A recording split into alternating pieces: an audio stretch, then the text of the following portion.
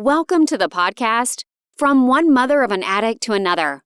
This is a space of sharing heartfelt personal experiences, insightful thoughts, and powerful suggestions, which can hopefully assist and offer strength navigating your journey alongside a loved one facing addiction and mental illness. Welcome to the podcast episode, Relapse and Open-Mindedness. Now, when I talk about relapse, let's face it, it's kind of like when you're on a diet and you cheat and have a piece of chocolate, okay? Is that relapse? I'm not quite sure. But I'm not a chocoholic, so I can't say yes or no either way. But it does give an analogy of what it would be like when someone is going through a rehab program and they come out and then they have one drink. And they look at it like, oh, please, it's one drink. Nothing's going to happen.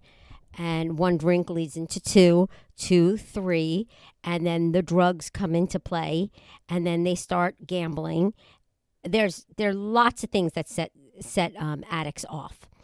Now, besides their mental health, so they could be having some psychosis, some kind of attack, and it's basically inevitable that it's going to happen.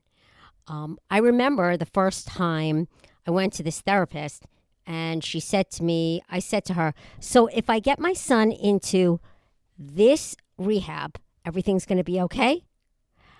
I was so naive because I really didn't understand. Like, you typically, if you take the right steps to get somewhere, then probably 75% of the time, the outcome should be the right outcome because of the work and the things you've done to get to that place.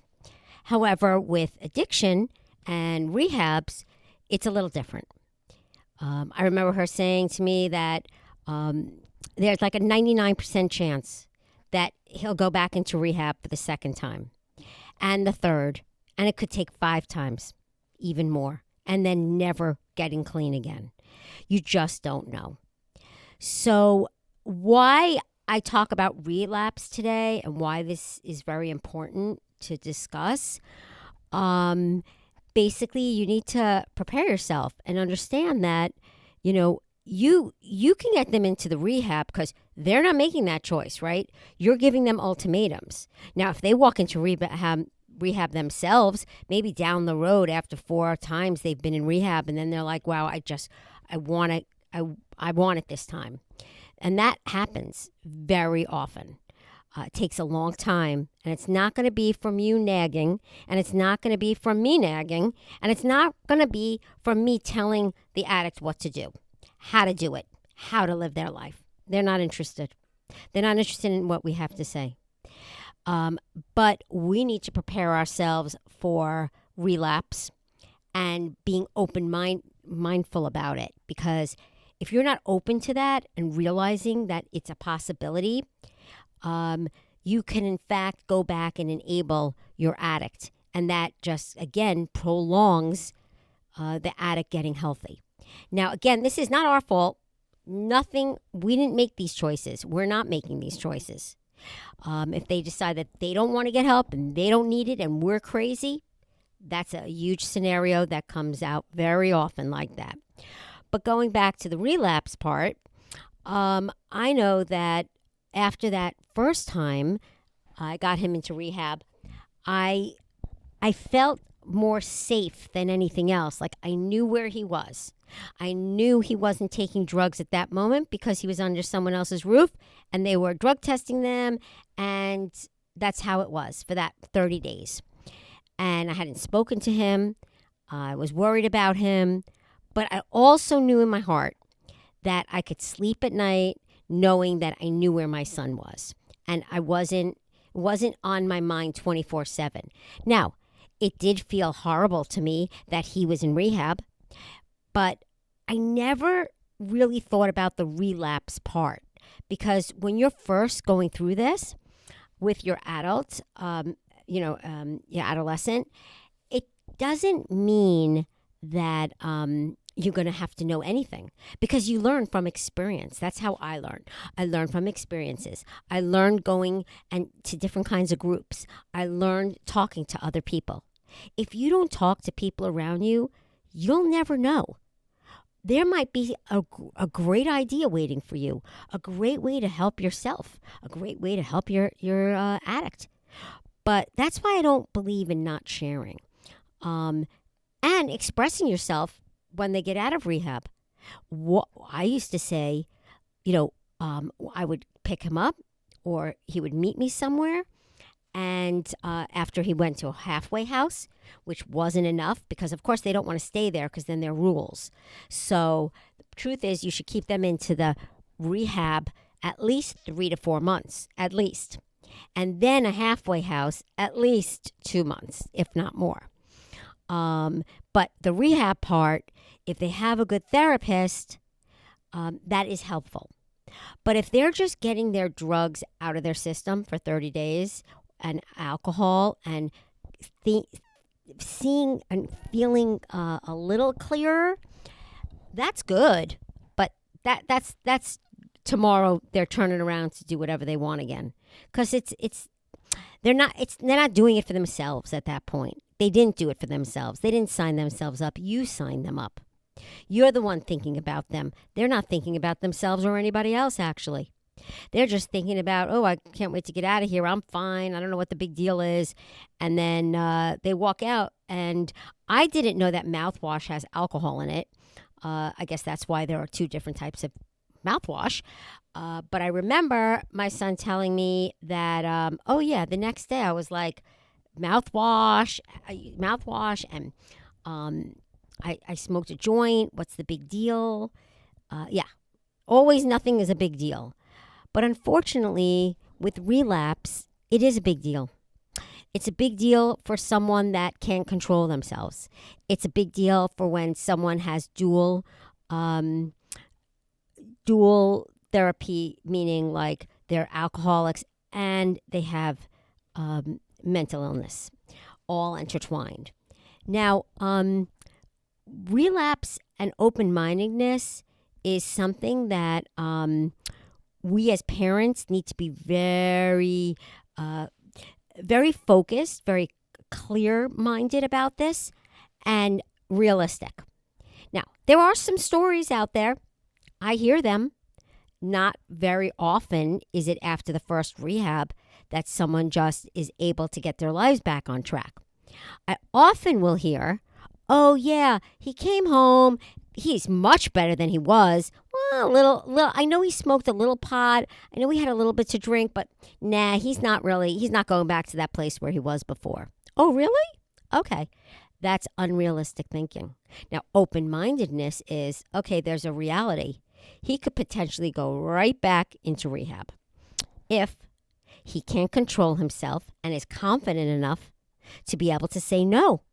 Because at that age, either they're in college, out of college, around kids that are often experimenting. And let's face it, what do people do? In college, these kids are drinking and smoking and they're doing all that stuff. They don't even have to be in college for that. They're doing it outside as well. So one of the things to keep in mind is you can't believe them when they say, you can believe them when they say, oh yeah, I just had a little hit. It's really no big deal. I just played poker. They invited me. I played poker once. Nope. Once you hear that, it goes right back to rehab. That's where they need to go because they're still not in a place where they've taken care of their emotions or an understanding of how they're going to live their life moving forward. They're back in that denial stage themselves as addicts or as mental health patients and not acknowledging, I've got a problem. Now, one of the things that I've found is with going back into rehabs is it a good idea to go to the same rehab? Well, when they relapse, you should always make sure to have a phone number for them. Here's your phone number. Call them, they'll take care of you. And they will. So my son went to 3 different rehabs. you know, I guess it's okay. If they go back to the first one, the same one where they were before, it's embarrassing, right? Think about it. But maybe that's good. Maybe they should be embarrassed. I'm not quite sure about that. But I know mine went to 3 different rehabs. The last one gave him the most therapy. That was the one that I believed was amazing because it was like 3-4 months he was there, and he really got a chance to get deep into his emotions and be able to have a really good therapist that he could connect to and share his thoughts and his feelings, and and be himself. I believe that was a huge help. Now, again, look at it now. He went back after that. After about a year and a half, I saw him clear. That's the longest I've seen him off of drugs without being in rehab, relapsing. But I always had that in the back of my mind after the first time, realizing, wow, this is not the last time. And I couldn't wrap my head around that because, again, like most people, we think if we do the right thing, the outcome will be what we're planning it to be. But unfortunately, we can't plan anything because it's not our life. We could encourage them to go into rehab. And if we push them into rehab because they're under 18 years old, that's fine too. But you need to be open-minded about the fact that that's not how it's going to get clean. Now, they always say, let them hit rock bottom. Those words I dislike. I would never have let my kid hit rock bottom. That's either going to jail or they kill themselves. It's one or the other. There's no in between there. And that I wouldn't allow anything to happen like that. However, a lot of us don't have control over it, right? I don't have control over it now at all, nor have I had for the last 4 years. No clue. I know he's not sober. I know he's manipulative. I know whoever he is around, he's able to manipulate. He needed to go back to rehab when I told him he needed to go back to rehab. When he's like, oh, yeah, I had a little bit to drink and I was out with friends and, one game of poker, that was it. And yeah, I'm just smoking pot. It's not a lot. Yeah, that's it. Back to rehab you go. If they're willing to do it, if they're willing to sign, if they feel like that's their only option left, yeah. But then as they've done this before, they get more obstinance. Like they have more attitude towards it. They can handle themselves. They don't need that place. That place did nothing for them. I remember someone sending their kid to some Malibu rehab. The kid comes out after 30 days and he literally smokes pot. Now, I don't even want to tell you the money they spent, but what does she expect? Now, they say, look, you can't stop them from getting back into life, so to speak. You can't keep them all sheltered into like going to AA meetings and just hanging around people that are recovering alcoholics for so many years, or like being. He always complained about being in just that same place with recovering addicts. Now, there are two sides. Basically, when they get out in the world and they're not so secluded in that little community, can they control themselves? Are they able to get to that place where they're able to say and be confident enough to say, I don't want that. Thanks, but no thanks. That takes real maturity. And because alcohol, the drugs, the mental health illness, you're way behind in years. So they have to catch up when they are clean. Now, when I've seen my son clean for about a year and a half, I really felt like he was in a good path. That was after his 3rd rehab. What I didn't realize is that factors outside of himself would draw him into doing the wrong or taking the wrong paths. Adults as well. And what it comes down to is the addicts act like, again, they go and resort back to blame. It was your fault. This is you. You did this. I don't need to be there. You need to be there. A lot of that. Now, when the relapse comes, what happens? How do we act? This open-mindedness, what, we're supposed to just be open to it? No. Now, some people are. Some people let that addict right back in their house after rehab. They don't go to a halfway house. They come right back in the home. And then it starts all over again. They steal your money. They're stealing your medicine cabinet stuff. They're not getting up in the morning. They get up at 3 in the afternoon. They're on different cycles. Yeah, that is what's going on when they come back and they end up going back into relapse. You can't, and I know I can't control their behaviors before or after rehab. We need to be open-minded as parents, as relatives to the addict, that anything can happen. Just because they went to rehab once, twice, 3 times, 5 times, doesn't matter. There's a whole life ahead of them, hopefully. And during that time, things change. And they'll have triggers. So being so secluded in just that area of community for recovering addicts versus being out in the world with all types of people that are not focused on that just one community. That jump from one to the other is very hard. And relapse definitely comes into play. It comes into play because you're a little community of recovering addicts, and then one flies off the handle and then says, oh, come on, just, nothing's going to happen to us. We'll have one little smoke. What's the big deal? Yeah, well, we know it's a big deal. And they kind of know it's a big deal, too. They're just not being honest with themselves. So I know that there's a reality, and you need to focus and explain to the people around you, the other family members, that just because they go to rehab does not mean that this situation is over for the rest of their lives or yours. It's going to go on for many years, and it could be 10 years, and all of a sudden they go back into relapse. You just don't know. Now, it's kind of like they say, you're walking between a fine line, hope and being realistic. The hope is, wow, you just hope they just can take those skills that they learned at rehab, get their strength that they've built up, and they go into the world and they being productive, whatever that means to them. To be able to get up every day, have a productive life, that's it. That's all we should be expecting and hoping for.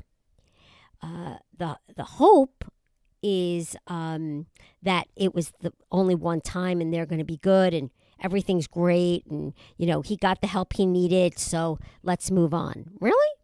Nope.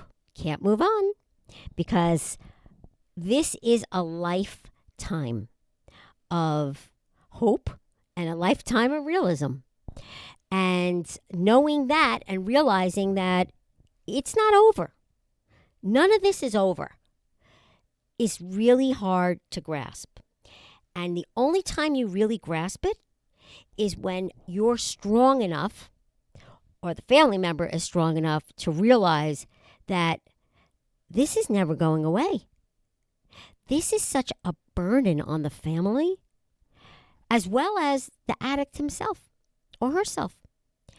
They're embarrassed, they're ashamed that they have to go back into rehab again, that they can't seem to control themselves, their behaviors.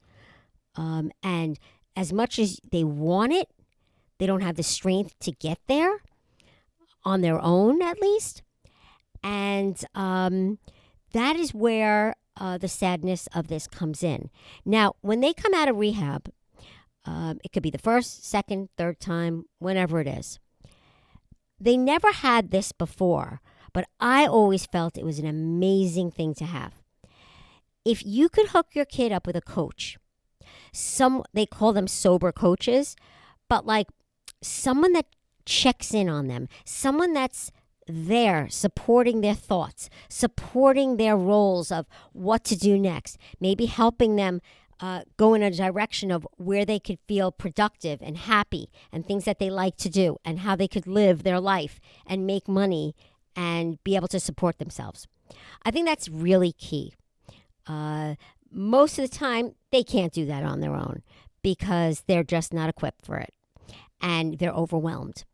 And it doesn't matter if you have mental illness or not. There are programs out there where you could get your kid, look up in your state, look in your counties, see if they're offering any kind of volunteer work, part-time work for people that have some kind of mental illness. Go to National Association of Mental Illness and contact them, see if their local chapter has any job opportunities where they could go and help out. That is really the way to go, because the hope, you're not going to be able to stand on hope that long. You just can't. And there's that challenge of denial, which goes in a circle around and around. The denial that, he told me he just did once. He just had one drink and, he didn't do anything else. Really? Only one drink, right? Okay. No, that's not true, of course. As you find the empty bottles under his bed, coming home late again, smelling like he smokes, smelling like pot. Yeah, all those things. And that's why coming home or going to familiar places triggers addicts. It's very hard to stay in the same place that they experienced the majority of their life on drugs and then be able to go back or into those same environments and be able to control themselves. It's extremely difficult. And especially if they're in denial of having a mental illness and you're in denial of not knowing yet really what it is, but you think it's just drugs, but it could be some kind of mental illness. Yeah, it's not going to help. It's not going to help bringing them right back into your home. And that's where their challenges of denial come in, because many people think, like I did at first, that, you get them into rehab and they're fine. No, that's really actually just the beginning. And so when you get past that, you're realistic and your decision making as a parent or family member becomes much sharper and much more, shows a lot of strength. And compassion is there, but strength. Knowing that it had to change, and for 30 days it did change, and then now what? Okay? That's where that challenge is of denial. I'm just going to set him up. I'm going to set him up in an apartment. He said he wants to live with these 3 other kids he met at the halfway house. They're all going to live together. They're all going to support each other. They're all getting jobs. Okay, that sounds lovely. Well, that was the 3rd time I did that. He ended up, I had to go save him, and they were all zombies there. They were all zombies. And the place was like a wreck. And they had dogs crapping everywhere on the floor. It was just horrible. And they were all shooting up, and it was bad. And he, when I got him out of there, he thanked me. And he promised me that would be the last time, which would have been the 3rd rehab. And that really didn't come true. So, because right now, wherever he is, he needs a 4th rehab. And until he gets to that place, he will not be able to help himself. And because with that, they'd have to go into the psychosis that developed, and often with the major depression and the mania and the bipolars, whatever triggered it, that it's there. And so you can't run from those things. And when we as parents or family members, when we take our emotions and are just so happy that they're back home with us and you haven't lost them, that's the huge part of denial. Because again, keeping them close. Oh, I could save them. Oh, yeah, they're going to do the right things because, they know we're here. That's not how it works, unfortunately. And people just keep, myself, you keep setting them up, bringing them back into the house. I have nowhere else for them to take them. Oh, I'm going to put them with my parents, have an extra room. That will be a different area. You're going to send to your parents who have all those medicines in their medicine cabinet. Oh, yeah, you're right. They're not going to take those. What about the money in their wallets and things that they could hawk? No, nothing. They're not going to take anything. Okay. If they went and cashed a check to your bank, that's fraud. And if you were caught, that means that they're not sane. And it doesn't mean that they won't do it again. Because when they get desperate, they're going to take it. And so those are things that you think about out of denial, because nothing's ever the same, unfortunately. People might tell you that, but it's not. And I've seen the tears. I've seen the harsh sadness of people through Al-Anon. That time when I went, for some time, I was very committed to it. It was so depressing listening to these stories. I never heard a good one. I never heard a good outcome. I really didn't. And the heartache from the parents' side, as well as myself. Usually never a dry eye in the room. Because, you walk in there, oh, it's not my kid. I'm going to go, but, oh, mine's not that bad. Oh, I never experienced that. Wow, that poor person, that family, wow, that's sad. Don't worry, honey. Listen, you go and spend about 8 months there. Wow, you are a lot more like them than you think. And you'll have the exact same experiences. It's like 101. It's the same thing over and over again. Like Groundhog's Day. And it just is cyclical. Some people get off that roller coaster. That's awesome. And I commend them for that. A lot of people have to live a much more simpler life in order for them to stay in the course and direction that they're in. They distance themselves from their family. They're ashamed. They're embarrassed. We need to be open about that. We need to, be very realistic about it. And realize that the relapse comes, again, it's not our fault, but acknowledging that it can come. And that's why it's so important for the addict to take their step forward, to make those decisions as how they're going to live, where are they going to get their food from, where are they going to get their job. Now, a lot of times, I don't believe that your kid goes out after 30 days and boom, everything changes. It's great. He's going to get a job. What kind of job? What, he's going to be a car washer? No, nobody wants their kid to be a car washer. Neither do they want to do that. That's not a job. That's not helping anybody. Not like that. No way. It's getting back on track. And it takes time for your body and your mind to be able to function properly again. I mean, I think it's at least a year. That's just me. I don't know, statistics wise, I really don't know. But I know what I've seen. And it takes time for them to clean out their systems, to start thinking clearly again, to look back and see, the things they've done, the steps they've taken.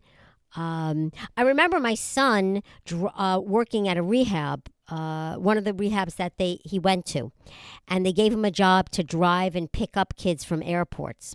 And he had to drive this long way to get this kid, and the kid was in the back seat hallucinating and like saying the craziest things, doesn't stop talking.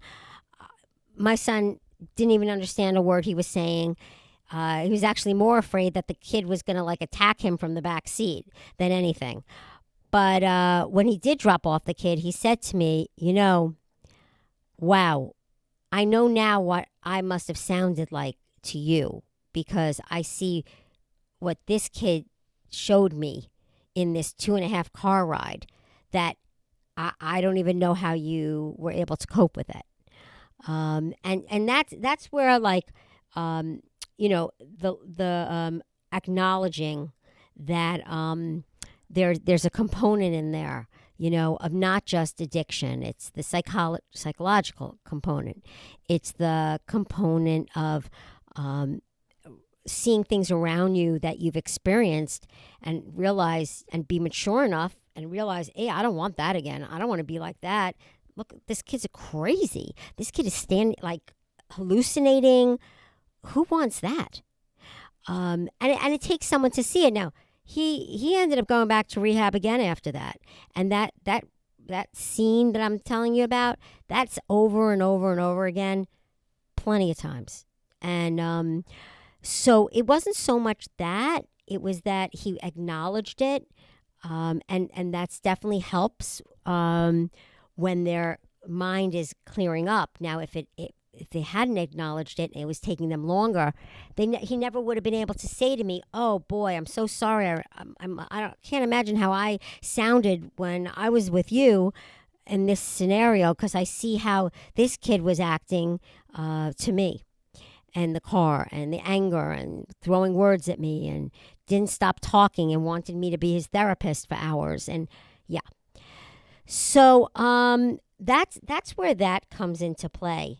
You know, there's a takeaway as a mother. And I feel like it's constantly a learning situation for parents like us. It's just learning, educating ourselves, educating our family members around us, who we're going to be the staple, and we're going to share that knowledge if they don't take it upon themselves to do it. And realize that we need to make sure our entire lives that we're strong, and that we don't let anybody take a day out of our life for any reason. Anybody, any reason. Should they destroy a day? It's too precious. It is just too precious, our lives. And that's when you get back to you're precious. You're important.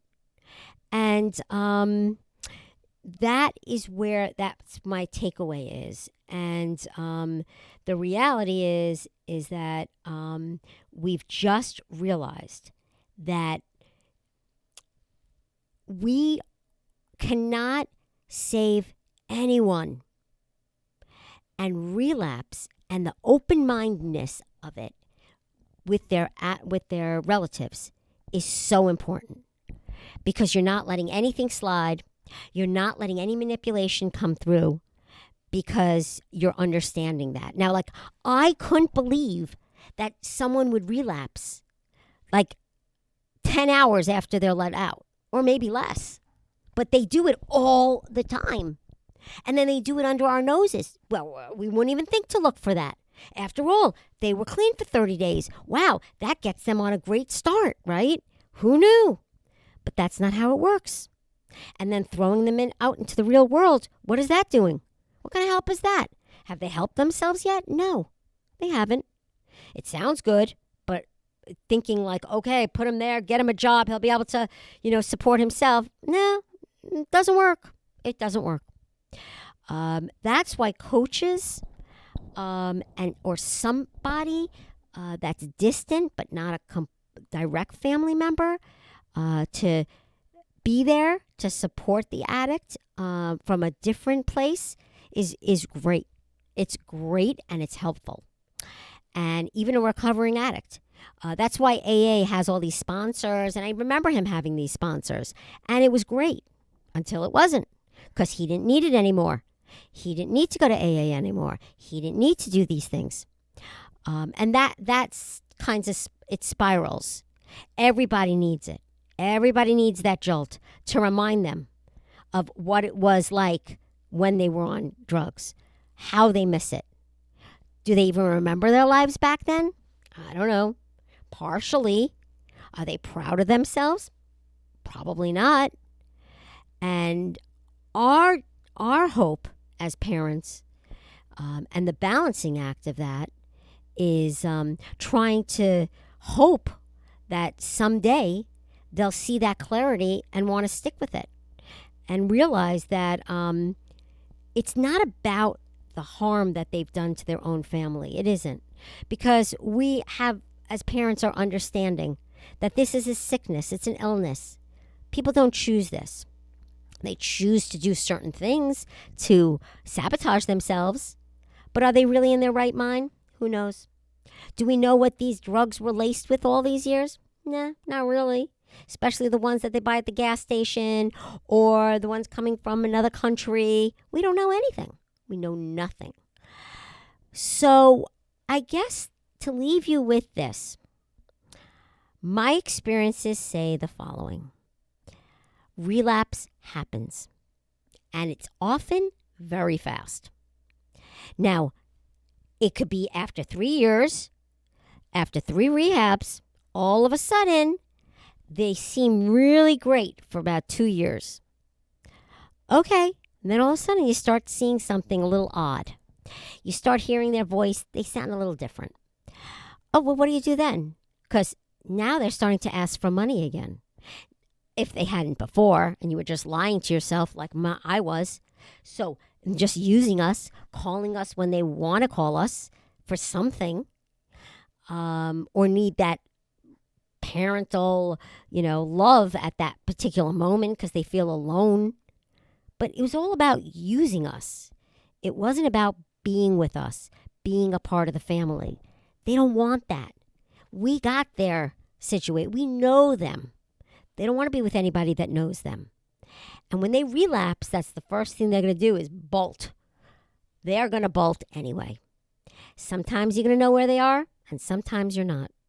And that is the being mindful and openness about the fact that these things can happen, most likely statistically will happen. And until they are ready to give this up and learn about what they're made up of and what they need to do for themselves, be it taking drugs, like a medication for bipolar or psychosis or schizophrenia or whatever it might be. And when they get to that place, then they need the life skills that they could develop, right? Because they have to learn life skills. How do you get along with people? How do you get along in an office environment? How do you work? What does that look like to them? To you, for them. But that's not about it. You shouldn't be pushing them anyway. You shouldn't be telling them, oh, okay, now go back to school. Okay, now it's time to do this. Oh, really? Go back to school? That's going to be their best thing? That's their best choice? Probably won't be. They'll just be surrounded by a bunch of people that are younger than them, out there to have fun, and not really mature enough to take in the troubles that this kid in front of them had. So they're the first ones to say, hey, come on, let's smoke a joint. What's up? Come on, nothing's going to happen to you. One little cigarette, one little pot joint, it's not a big deal. Oh yeah. The second you know or see that they're making excuses for themselves and allowing themselves to move in that way towards the alcohol, towards the pot, towards the manipulation and trying to manipulate you and tell you that they're fine. One drink's not going to kill them. That's when they need to go back to rehab. That is that moment. So I hope that's helped. I hope you guys can really look at relapse and understand it. It's nothing anybody can do except the addict. And they make those decisions if you're home, if you're not home, on top of them, not on top of them, watching them all the time. Look, they could do it with a life coach too that's watching them. And I don't say the life coach should be there at the beginning. I think that you need to clear their mind. They need to clear their minds about 8 months after this happens, if they're not back in rehab right away. It just depends. But yes, that is how it comes out. And if you decide when they relapse, you say, hey, maybe it's a better idea to just go to a different rehab. And you say you have that number already. You should have it in your bag or your purse or your wallet. Everybody should have that number on them at all times. So when they call or when they try to walk in the door, here we go. Here's the phone number. Here we go. Call them. They're going to come. They'll give you the help you need.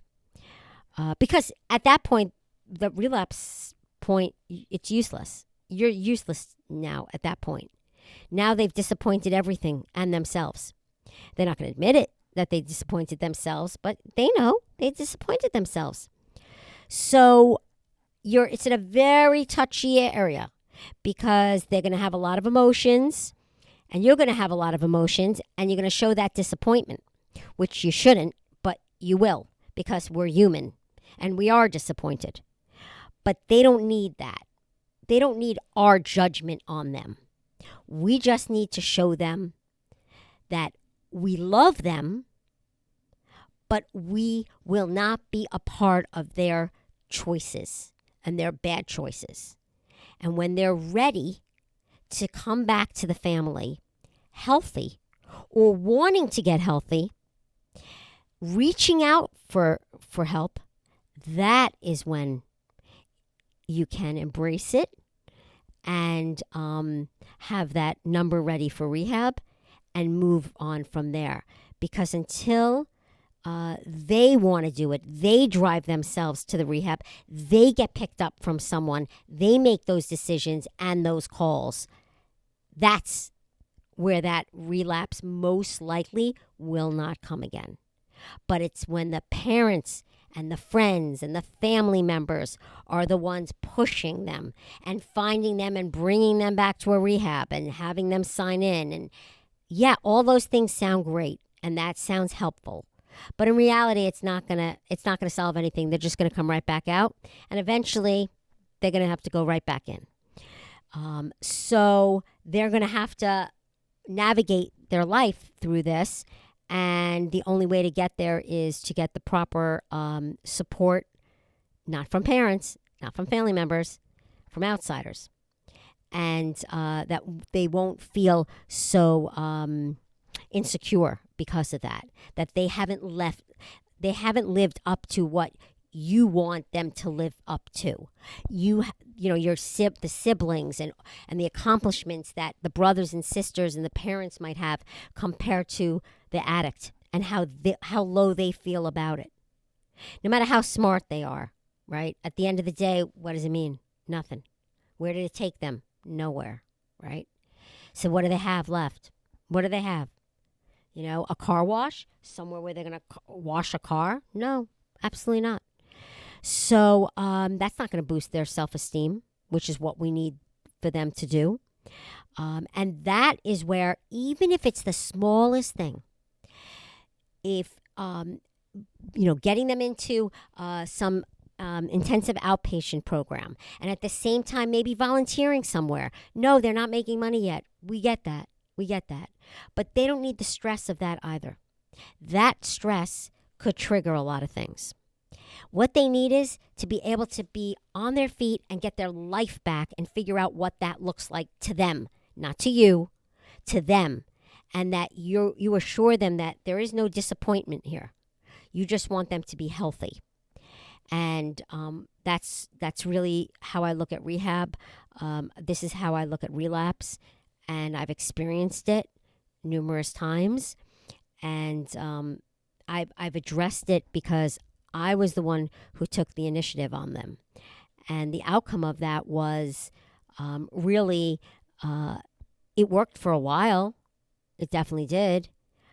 But he was not able to hold on to that knowledge, education, or comfort in his own self. So that led him to go out again and do the wrong things because he was so unhappy with himself that he just didn't care, and he completely sabotaged himself over and over again.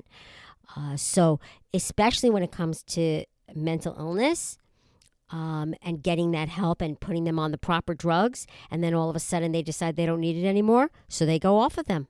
And then you know what happens. You've seen them in your home. Are you safe? Can you trust anyone like that? And they're miserable, and that you're seeing all different kinds of things in them, and that's not good either. So that's where it's dual diagnosis is a huge thing. I'm going to have another episode just on that, but I'll leave you with this. Nothing you've done up till now is wrong. Nothing. Because someone relapses, that's not your problem. You didn't do anything wrong because you brought them to a rehab center and he stayed there for 30 days and he came out and he made that decision that he wants to smoke or drink or do something. And then you put him back in again. And he comes back out saying, so strong, and I'm going to do this. And then before you know it, he's back again. But that doesn't mean you have to bring them into your home. Knowing that there will be potentially a relapse, that's where that open-mindedness comes in, and being very honest with yourself and the family members.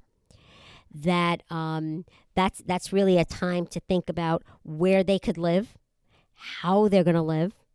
If you happen to work somewhere, they need someone to do small jobs, or a local shop somewhere where they need a stock person or someone that could help out in any way.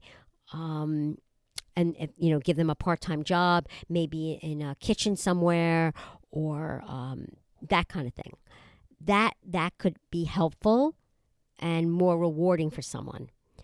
But that takes time and to see. And again, it's not on your shoulders. It can't be on your shoulders. I know that a lot of people think it is, and it's their responsibility. And if their kid can't move forward, that's where that coach comes in. They will help that kid get the job. That's their responsibility, to help them get to something in their life somewhere where they can succeed and feel confident about themselves and be happy to wake up every day to do the things that they're going to do to improve their life and the way they live. Thanks for listening. Thanks for tuning in. I trust this episode brought you insight and strength, offering valuable coping strategies. Stay connected with weekly content, plus follow if you enjoyed, and be sure to journal for your own self-care.